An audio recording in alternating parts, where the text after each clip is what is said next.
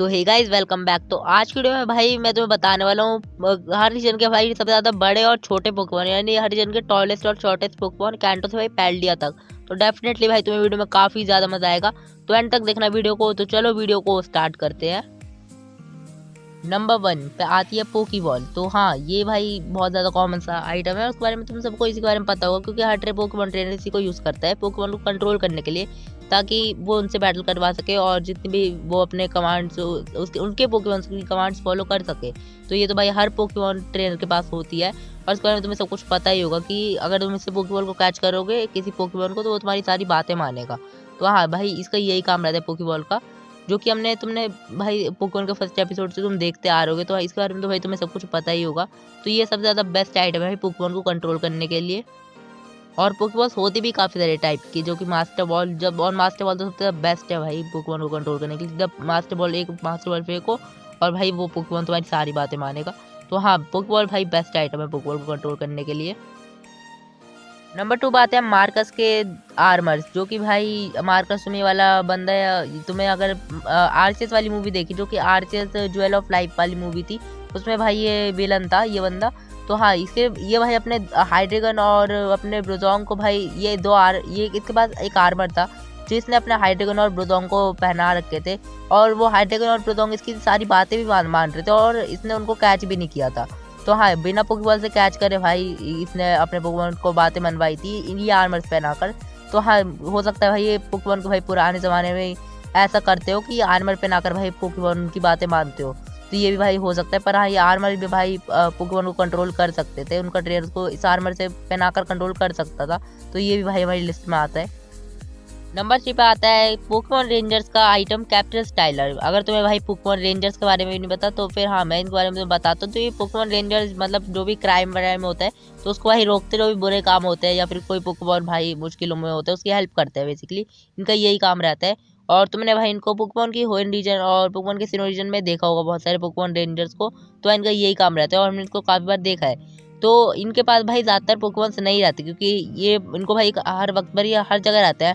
जैसे कि बताइए, सारे क्राइम जो भी हो रहे होते हैं उनको भाई मतलब लोगों को बचाते हैं। तो इनको भाई कोई भी पोकेमॉन की हेल्प पड़ सकती है किसी भी जगह पर। इनको पानी वाले पोकेमॉन, रॉक वाले पोकेमॉन, हर किसी की ज़रूरत पड़ सकती है।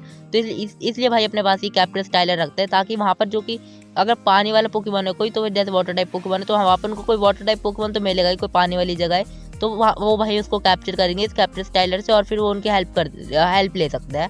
तो इस हिसाब से भाई इसलिए इनके पास ही कैप्चर स्टाइलर नाम का गैजेट है, और ये भाई बस इन्हीं के पास ही रहता है, पोकेमॉन रेंजर के पास ही। ये किसी भी नॉर्मल प्लेयर के पास नहीं रहता है।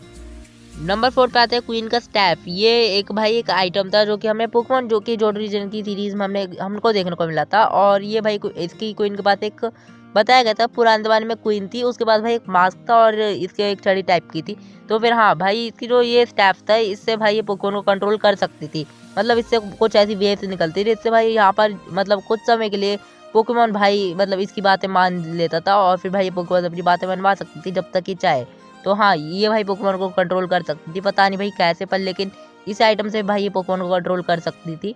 और इस एपिसोड में भाई इसने जैसी ने भी इस मास्क को पहना था और इस टैप को लिया था, और भाई इसने पिकाचू को भी कंट्रोल किया था। तो हाँ, ये भाई हमने देखा था, ये आइटम भाई अभी भी काम करते हैं, और भाई जैसी ने पिकाचू को भी कंट्रोल कर लिया था इससे। तो हाँ भाई, ये भी पोकेमॉन को कंट्रोल कर सकते, तो इसलिए भाई लिस्ट में आते हैं। नंबर 5 पे आती है रेड चेन। ये डियालगो और पाल्किया को अपनी बात मनवाने के लिए साइरस ने भी बनवाई थी। हालांकि जैसे मैंने तुम्हें बताया कि डियालगो और पाल्किया को बात मनवाने के लिए बनवाई गई थी। तो हाँ, बस डियालगो और पाल्किया भाई इस रेड चेन ही डियालगो और पाल्किया को कंट्रोल कर सकती है। चाहता तो साइरस इनको पोकेबॉल में भी कैच कर सकता था, पर लेकिन अगर तुम्हें नहीं पता है, पोकेमॉन की कुछ पावर को कम कर देती है, और साइरस ऐसा बिल्कुल भी नहीं चाहता था कि डियालगो और पाल्किया की थोड़ी सी पावर कम हो। इसलिए उसने भाई अलग से एक नया आइटम बनवाया, रेड चेन।